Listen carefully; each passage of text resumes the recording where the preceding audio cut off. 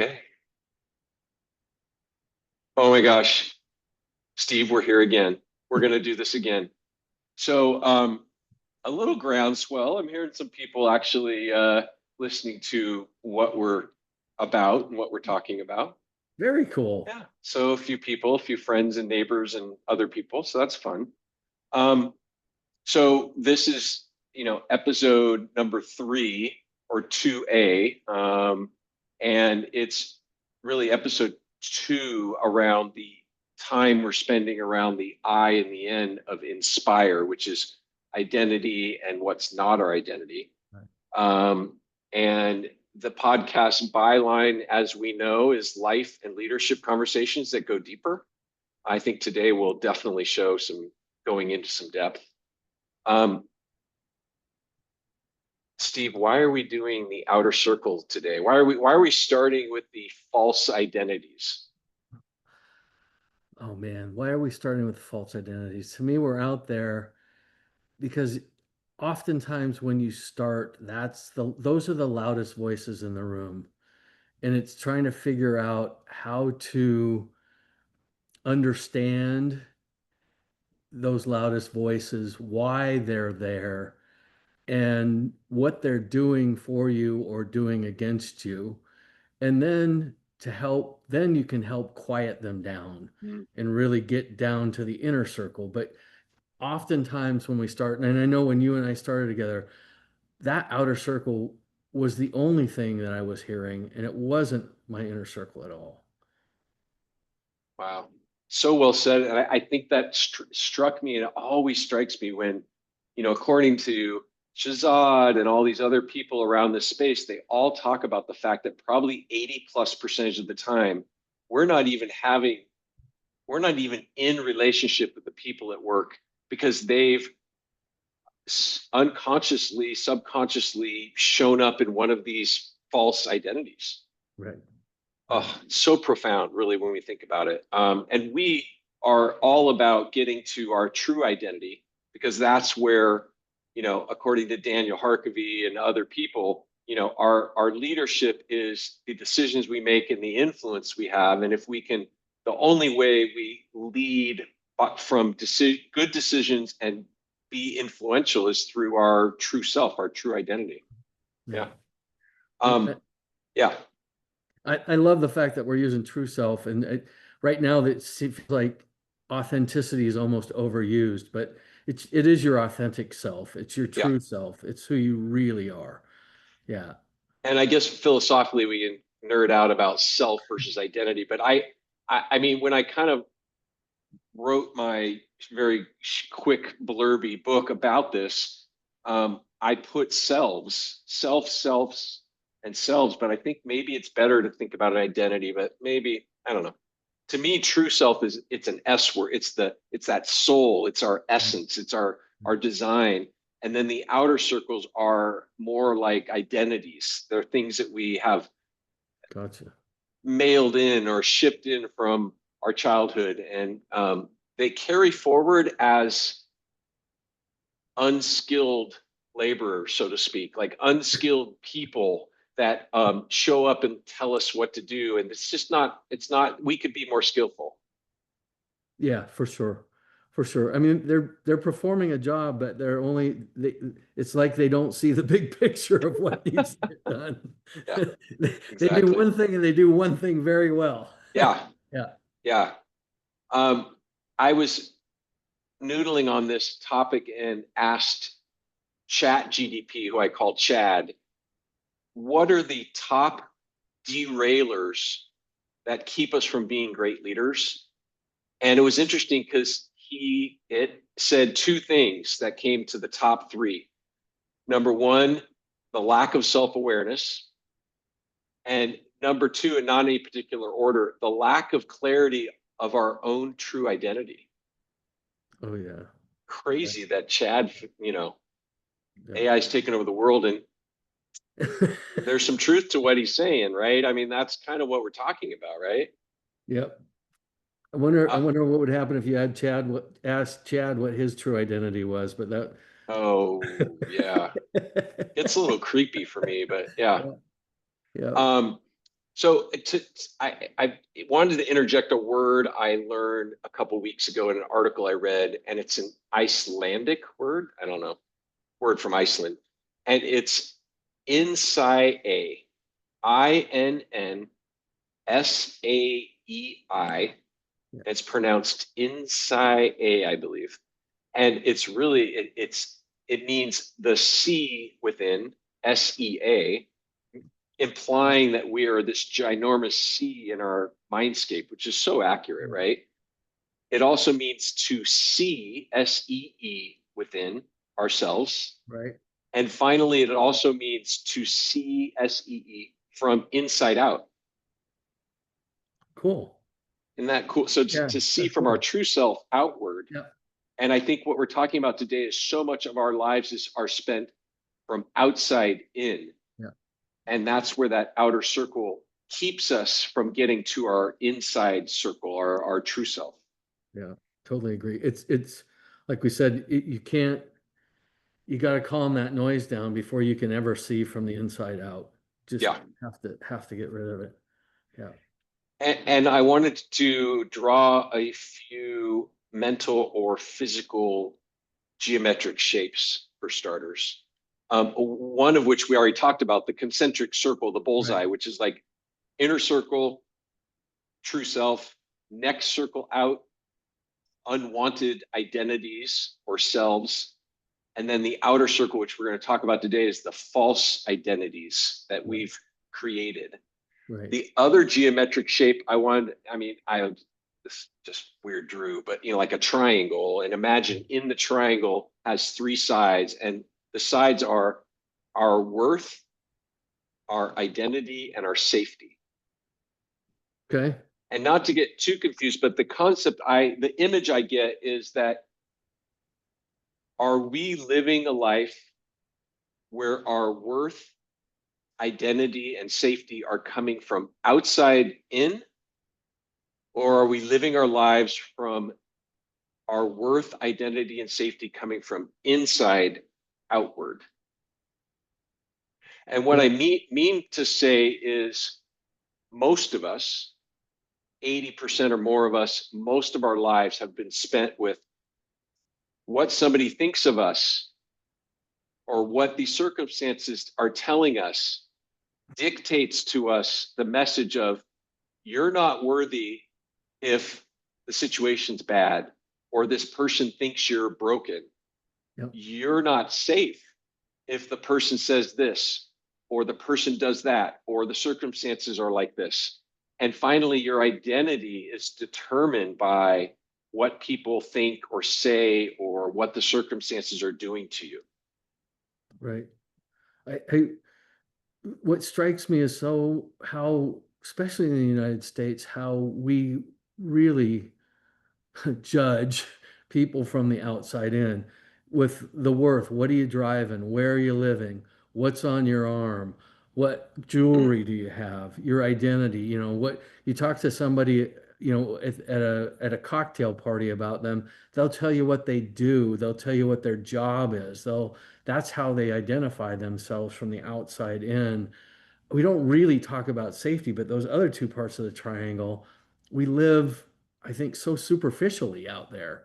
Um, and it's a big driver in our society. And I've talked about the US, but we lived in Europe for a while. I saw the same thing there. It was not as pronounced, but if you wanted to really look close, it was there. Yeah, and I think that the triangle, where we put that triangle of those three things, determines how we lead and how we make decisions. Yeah. And so if we can try to figure out a way to get that triangle in that inner circle, Yeah. then we feel comfortable in our own skin, so to speak. Our identity, safety, and worth aren't threatened by Yeah. outside Yeah. people and things. Yeah. But right now, most of us are super threatened. We feel unsafe, unworthy, and we don't know our identity, Yeah. or it's false, because Yeah. we are letting it come from outside in. Do you think those false identities are being supported or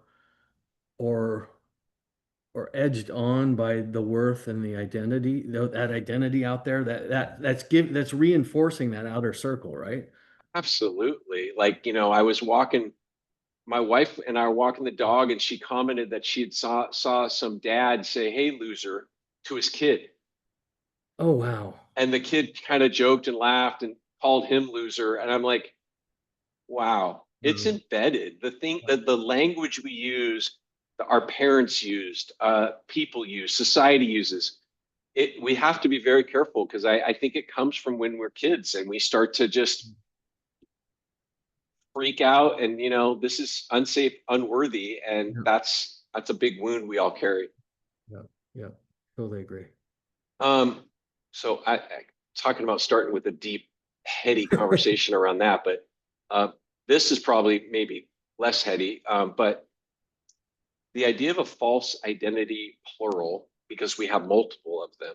I think our goal, as we discussed today, is really, let's talk about the chief false identity of inner critic, or, as positive intelligence guy Shirzad Chamine says, the judge. Yep. And then let's start to unpack which of the other three that are in there that is dominating our false identity Right. outer circle. So I Right. think we all carry maybe four, but for sure two main ones: the critic, the inner critic, and then this other one of the three primitive responses to our world. Right. Um, a little bit of brain chemistry is the story of the bunny. And a bunny rabbit is, um, a very small brain, but it still has an amygdala, which is this. I think amygdala stands for, like, it's Greek for almond shaped. So sure enough, there's this kind of almond looking part of our brain that's super primitive. And I think the statistic is staggering. 5 times a second, our amygdala is using our senses to scan our environment and answer one question: am I safe right now, or am I not? Right. And for the bunny rabbit, when it sees a fox, the amygdala goes crazy, its ears perk up, and it uses all its senses to figure out what the fox is doing, how close it is, all that. And it's going to get ready. And we've all heard this from high school biology, right? Fight, flight, or freeze. Exactly. The more advanced primates that we are fight, flight, or befriend, or tend towards or befriend. So Yeah. in the primitive bunny format, it's fight, flight, or freeze. And the bunny obviously is going to fight its predators. It's going to Right. either freeze, and then it's going to flight. Right. So great. Sees a fox getting ready to freeze. It's freezing, and then it's getting ready to flight, make a run for it. Well, what's interesting is the fox leaves, and now the bunny can't smell, see, taste, hear, all those senses. And the amygdala says, safe, goes back Yep. to eating grass. No more story, nothing else to it. But our advanced brain starts to go crazy, and it starts making stuff up. And it makes this beautiful story. And the story is, where'd the fox go? Did the fox know where my wife lives? Does the fox going to go eat my kids? Yep. And just for the rest of the day, the poor human eating grass on the field is terrified, because it's ruminating and talking over and over in its head about what happened to the fox. Right. Right. And I think that's kind of a story to encapsulate what's going on in our brain all day long, and what where these false identities start from when we're kids. And how long they stick. I mean, the, the bunny rabbit's lucky. He gets to flush it quickly. Yeah, We can't flush it. yeah, We can, but it takes some work. Let's put yeah. it. Yeah. And I think that, I mean, as you and I've talked about, I mean, the true shocking thing is that we listen to these voices, and until we're like dead and gone Yeah. almost. Yep. Yep. So I always tell my clients, like, I've cursed you and blessed you. I've cursed you because now you're going to hear that voice and recognize it. And I bless you because hearing that voice, you have a choice to either do what that voice tells you to do, which is unskilled and Right. very unhealthy and unhelpful, or make a choice to turn on your true self and have some skilled choices and leadership and relationships. Yep. Work past it. Work Yeah, past those other voices. Yeah. And I, I want to say this, but I think, the chance to actually get to know your true self is kind of an amazing thing, right? After you've had all of these voices, to really find out who you are and continuously discover who you are is really a cool thing. Really yeah. cool.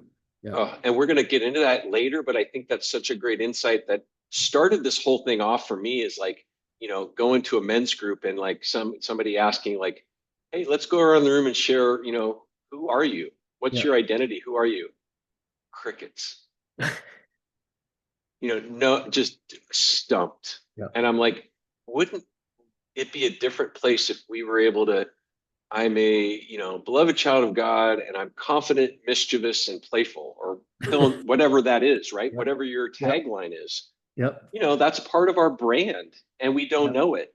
And Yep. currently, most of us who are listening are participating in this conversation don't even know our brand and don't know our identity. So we let one of these characters, Yeah.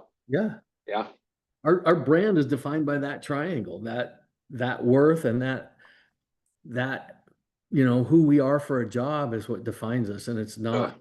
Yeah. Yeah. it's heavy. Yeah. So first and foremost, we all have this inner critic. And, Shazad calls it the judge. And he says, it tells us, I suck, you suck, and the circumstances suck.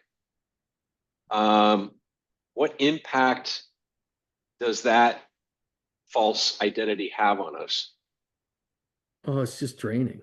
It's absolutely drains any momentum, any forward momentum you may have, just sucks it right out of you.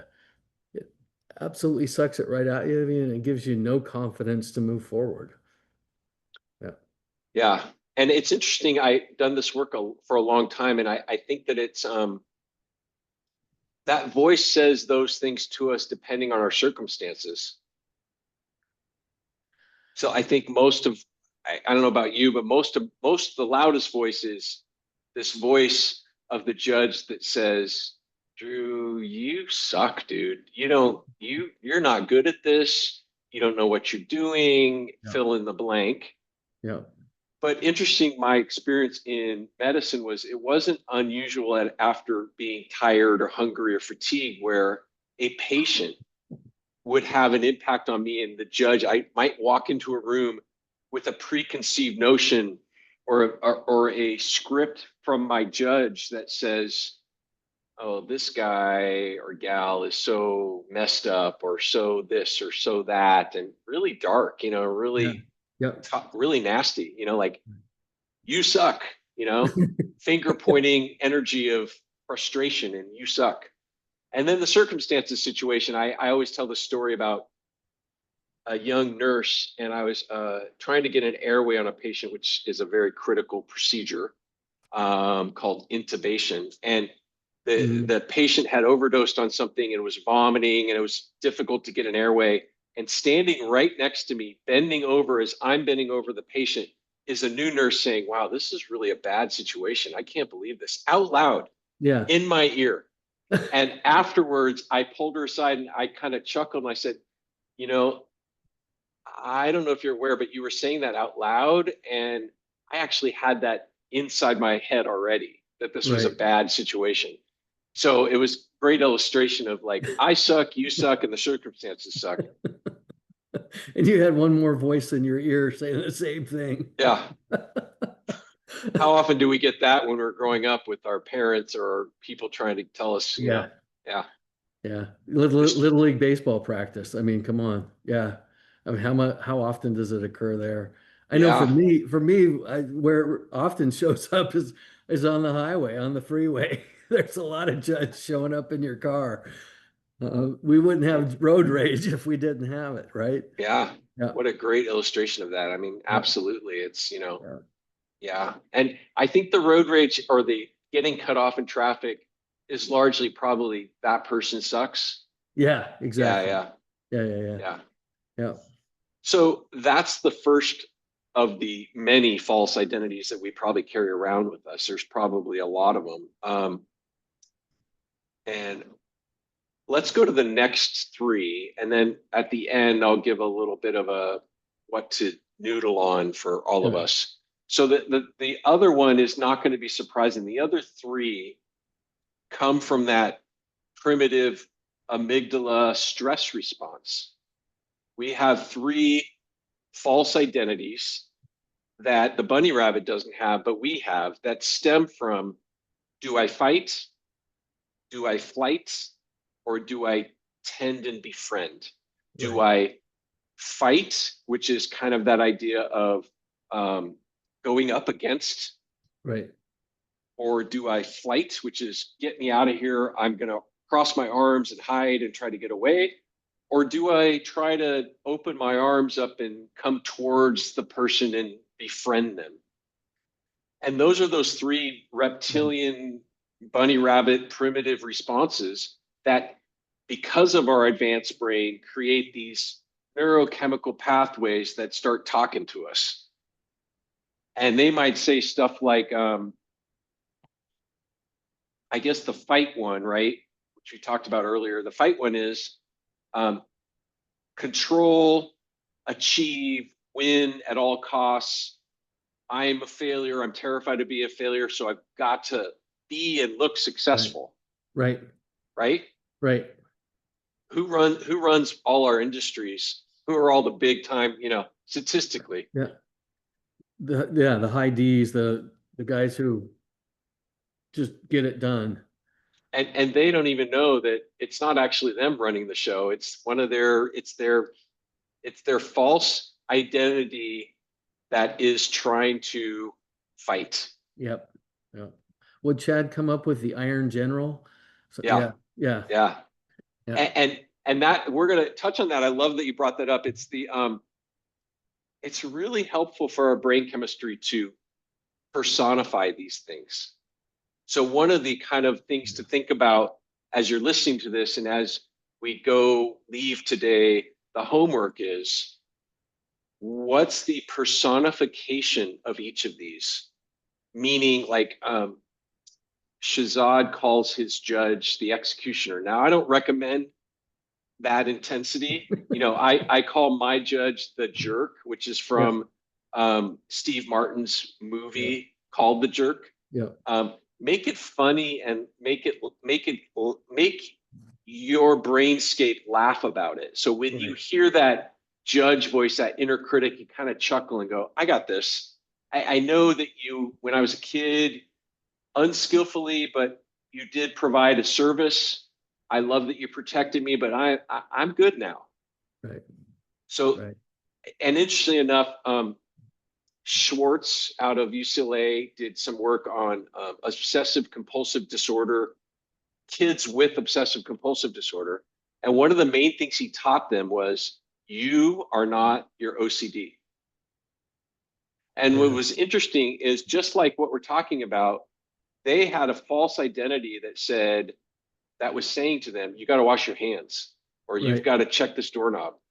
And he was saying, that is just a brain fart. That's just something in your brain that you don't need to yeah, listen to. Recognize it's not who you are, it's what your brain's telling you. right, And he right, did PET scans on these kids initially, and all the parts of their brain lit up where the obsessive compulsive thoughts were just ruminating and causing him stress. And then 6 months later, with some of this training, their PET scans normalized. that's to me, that's just amazing. That's just amazing The that they can ability, normalize yeah. just the ability of your mind to be able to change. Yeah, And that's our goal in this, is for yeah, our to train our brains so that our PET scans change and that we aren't listening to our jerk and our I have a client called it Jabba the Hutt, fill in the blank, whatever your funny name is for that judge. Yeah. We have a choice to make, and now we're in the process of being more in choice. Mine was Flip Wilson when you and I did this exercise. I had the "here comes the judge, here comes the judge" thing going Yeah, on in my head. But yeah, yeah. and we're so old that people listening hope won't even know who we're talking about. But They're gonna have to Google Flip Wilson. yeah, Yeah, and so that the signature voice for the fight response is, if I push you harder, you're going to be safe and you're going to be successful and you're going to, you're going to win. yeah, And interestingly enough, the leadership circle work, which is a 360 that Building Champions uses, it has these three things, these three what they call reactive tendencies: fight, flight, or freeze. And under this one that we're talking about, they call it controller. And they say there's an internal assumption. There's a story that this started from. And this internal assumption is, I am not worthy or safe unless I'm winning, unless I'm successful, unless I'm achieving. right. Um, okay, let's talk about the other false identity in that fight, flight, or freeze, the flight one. Get me away from the situation. Yeah, And interestingly enough, the embedded need with this one, I think, is I've got to look and be right. I've got to look and be smart. And there's enoughness around that too, I think, yeah, maybe. yeah, And like you said before, Chad called this the phantom analyst. yeah, exactly. The phantom analyst. And you and I talked about what ours were, but in that one, which is a weird, kind of weird one, honestly, but for me, it was the avoider. And Mm. the avoider shows up in there. And I can tell, I know why it shows up in there. And I know I named it the three monkeys, the hear no evil, speak no evil, see no evil. Um, but it was from very early in my childhood where that showed up. Being dyslexic, I tried to avoid, especially writing, like crazy because there was failure always involved. So I gravitated to that avoider section instead of looking past it and looking to the thoughts that I was creating. I was looking only at was the punctuation correct, was the spelling correct, and not really focusing on the goodness in there, only the badness, if you will. Yeah. Yeah, which is such a classic survival mechanism. Yeah. And if we put someone else with dyslexia in the same Yeah. seat, they might have the voice of, I'm gonna freaking kill this thing and I'm Yeah. gonna go up Yeah. against it. I'm gonna fight this. Exactly. Or they might have said, let me try to get along with this or try to Yeah. befriend it. But for Yeah. whatever reason, your brain chemistry Yeah. got stuck on, I'm out of here. Yeah. I don't even want to talk about this thing. Let Yeah. me just avoid the heck out of Yeah. this. Yeah. Yeah. Yeah. Um, this one, the signature thought might be like,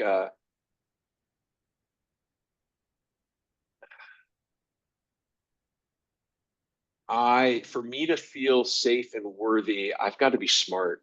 I've got to, I've got to figure this out, or I've got to be right, or I've got to at least look like I don't need anything, like I'm enough. Yeah. Yeah. Yeah. Look like you're enough. Not Yeah. necessarily believe you're enough, but look like you're enough. Yeah. Well, try to convince. Yeah. I Yeah. think it tries to convince us that, Yeah. yeah, I guess. And it also kind of says, dude, you're not enough. You're not smart enough. That's kind of that unwanted identity we're going Yeah. to get into, Yeah. which is kind of the little brother that this big brother false identity is trying to protect. Right. Yeah. And the assumption is that my worth and identity come from looking smart, being right, being enough. Yeah. Yeah. Um, and then the last one, that idea of tend and befriend, coming towards the stressor, trying to get along with it, trying to convince it to like you.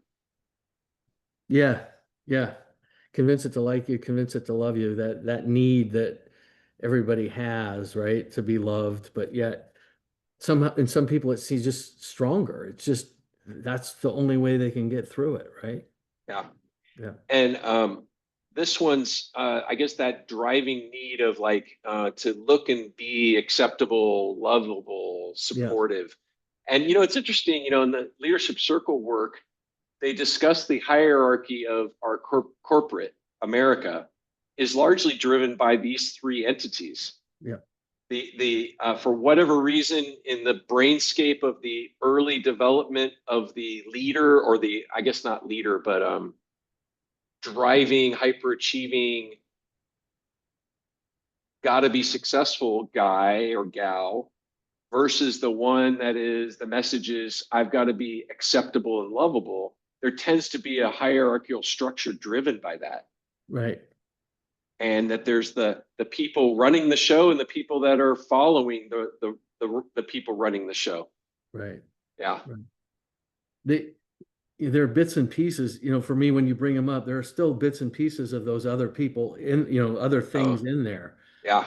But the dominant ones are the ones we're talking about, right? Yeah. And I think that's a good point, is like we all have all three of these, Yep. and probably they show up in different circumstances, but we probably each have a dominant one of these three. Like for me, it's definitely flight. I Right. mean, the in-laws come by years ago, and my arms are crossed and I'm literally in the corner of the room, and my wife's like, "What are you doing in there?" I'm trying to get out of here. I've cornered myself and I'm trying to get out of here. So there's even posture to them. There's Yeah. even like a physical body representation to these. Yeah. And then I've got several friends that are the fight, get up against it. And just watching their posture, their arms are out, they're much more moving around, and they even have a little bit of leaning in, like I'm Yeah. gonna let's box this out. Yeah. Yeah. Yeah. Yeah. Um, Chad called this the personification is velvet helper.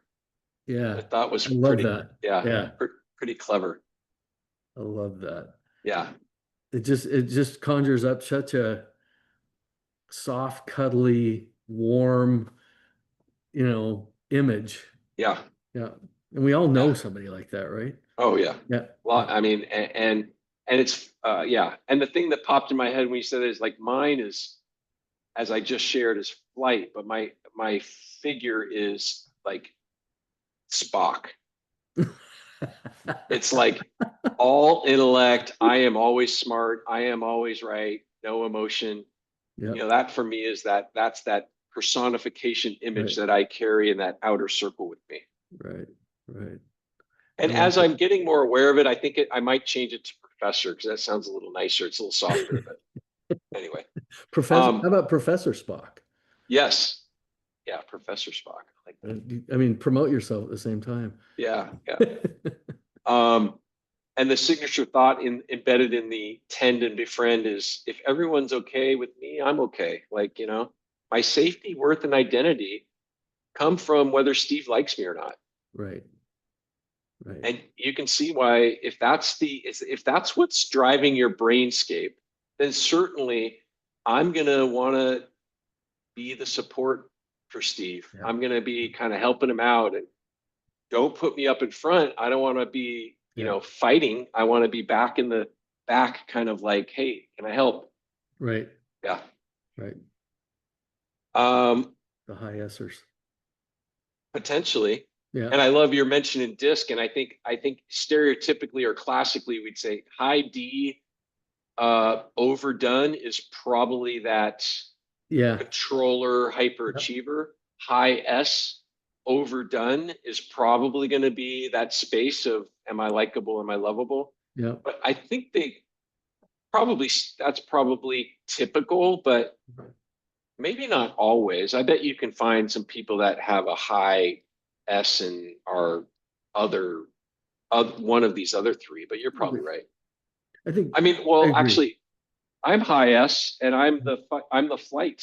I'm Yeah. the get me out of here. So there's an I'm the high example. S too, and I'm in the same boat with you. We're in the flight area. So maybe that Yeah. is part of the high S. I wonder Yeah. if, although there's probably a lot of high C's are in that I got to be smart. Yeah. I bet there are. I Yeah. often looked at the high I's as the ones who needed to be loved. Yes. I saw a lot of that at work when I would think about, okay, where's this person coming from? Are they have to succeed? Do they need to be loved? Um, and the need to be loved kind of always showed up in the high I categories. Yeah. I The think that's well, ISs, yeah, yeah, that's well yeah, said. yeah. Maybe that's a future conversation because we can probably nerd out and I can imagine a chart with like the disc and the Myers-Briggs and Yeah, all these things and how they integrate. And we will actually cover, maybe we should cover that next time because that is kind of like what Chad helped with yeah, was where are these false identities that Shirzad has named, right, and there's 9 of them, which we'll get into next time. Where are they in this whole right. scheme of things? So that would be good to kind of unpack. The other thing that popped to mind as we're still talking about these 3 fight, flight, or tender befriend is I once was asked to talk to a group of people about the reactive tendencies in the leadership circle, which are controller, which is fight, Yeah, protector, which they label protector, but is flight, right, and complier, which was their label for tend and befriend. right. And the exercise was here's a microphone. Think of a song that represents you and come up and sing it for us. And of course, I wasn't going to really make anybody do that. But what was interesting is when I gave them a little bit of time to really think, get their head around, oh my gosh, he's really asking me to do this. I hope he doesn't, maybe he's going to call me. Yeah, But what was interesting is 3 things showed up. Number one, the fight, the people with the I've got to succeed, yeah. that one. The song that they often chose was My Way by Frank Sinatra. Oh, wow. Yeah, yeah, yeah, Honest to goodness, yeah, fascinating, right? yeah, And they often were the ones with their arm right up in the air saying, pick me, yeah, let me get up there, let me win this, let me yeah. succeed in this. The flight, the Spocks in the Right. room, I actually got one of them to share with me. And of course, his arms were crossed and he was in the back of the room. And I said, what went on in your head? He goes, this is a stupid exercise and I'm going to leave for this one. No Wow. song, no, No, no no, way, nothing. I'm out. Yeah. And then the third posture was real, I thought was really interesting. The complier, the am I lovable? When you got one of them to share, they said, I was worried. I wasn't sure if I was going to pick the right song. Right? Right. I mean, classic. Like Yeah, their internal yeah, brainscape is saying, am I going to be lovable? And if I'm going to be yeah, lovable, I better darn right pick the right song. So I'm yeah. terrified of not picking it. Jeez. I can see it though. Yeah, I can absolutely see it. So 3 very different false identities that show up in all of us, but we have a dominant one. And I guess for today, the kind of what can we do to deepen our understanding and awareness of these false identities? Homework, so to speak. First is name them. Name your inner critic, like Yep. Steve and I have done. Think about a funny name that would remind you of this inner critic, and name your dominant fight, flight, or tender befriend creature. Name that one too, like we've Right. talked about. So that's first is name it. Second is start to notice it. Start to notice when does it show up? What does it say to you when it shows up? Right. And then I'll get a little woo-woo coachy on you. Where in the body does it show up for you? Like I mentioned, like, Mhm. for me, when Spock shows up, most of the time my arms are crossed. Most of Yeah. the time I'm leaning and trying to go back. And I think you might notice that your brain and your body are attached. I know that's shocking to some of us. Um, and that the body signals to our brain. And I think just be aware of what's the signal or what's my body doing when this false identity shows up in us. So name it, notice it, and then nourish. Now, Mm. nourish is what you and I've done a lot of work in our own lives around is a simple nourishment exercise that will quiet, I promise you, will quiet these voices is breathing. Yep. Simple as that. Take 3 deep, long, slow breaths, and your fill in the blank character in your head will be quiet. Right. It's not going to go away, but it's going to be quieter. And you can even add to that. Okay, I hear the jerk show up and interpret the situation as really bad. Thank you, jerk, for protecting me when I was a kid. Go play in the sandbox with all the other characters. I got this. Yep. And take 3 deep, rich breaths and move on. And yeah. It's amazing to me. You see athletes do that all the time to quiet their head, but yet we don't do it in the boardroom, right? We don't do it in the meetings. And it's just such a great exercise to do that, to take those deep breaths, to let them out and quiet the voices, right? And in fact, they've done some research showing that if you do that throughout the day for 6 to 8 weeks, and we do a funny, image of your brain, there's some new gray matter starting to show, some more gray matter showing up in those really powerful spaces. That's cool. And maybe, actually they've shown this, a little less gray matter in that amygdala area, in that stress area. That's cool. That is So it has an actual effect on our neurochemistry doing this work. But it was interesting, and we can get into this next time. Shirzad's big on the fact that, yeah, false identity is really interesting, but don't overthink it. Like the most powerful thing you can do to quiet these and manage these most effectively is name it, sure, Yep. but do the nourishment of your mind and body. Do Yep. the breathing. Yep. Check in with your toes Yep. in your feet. Check in with your seat. Do something to connect your physical, your senses. If you take those moments, and he calls them PQ reps, Right. positive quotient reps, but throughout the last, decades, they've been called mindfulness or mindfulness moments. Yep. And there's a whole training regimen, but it's just like throughout the day, are you touching base with your senses? Are you being aware of your breathing? Because if I can get you to connect with your breathing or connect with your senses, you immediately are turning on these cool parts of your brain that help us to relate to each other, help us to be more productive, help us to lead people, do all these great things. Right. Yeah. Very cool. Yeah. Very cool. Next time we will kind of continue on this discussion, and if we have time, we'll start to kind of go into the next circle, the unwanted selves, which we already touched on. Yeah. Okay, Steve, what else? Anything else? Anything else? Oh, I think for the listeners, I think they're full right now. I think we've given them a lot, quite honestly. And it's the beginning of a journey, right? But it's a great journey. It's a great journey. It's the journey to get to know your inner self, but you got to get rid of it. I mean, to summarize it again, say it again and again and again, right? You got to quiet the outer to really get to know the inner. So they're on a fantastic journey to get to know who they really are.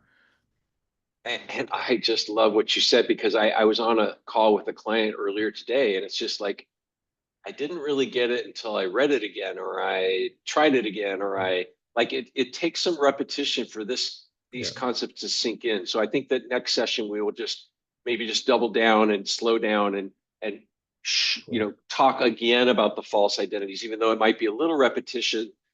The repetition will be healthy, and maybe, as I'm thinking out loud, maybe a couple books if you want to read up on some of this stuff. So Very cool. You good. know how much I love reading books. Yeah. For those of us with dyslexia, it will be a page on a book or a chapter in a book. Or an audiobook. Yeah. Yeah, yeah, Yeah, yeah, which are yeah. fantastic. Yeah. Well said. Yeah. Yeah. Yeah. Steve, always a joy. And until next time. Thanks, Drew. Thanks for Yeah. having me. I really appreciate it.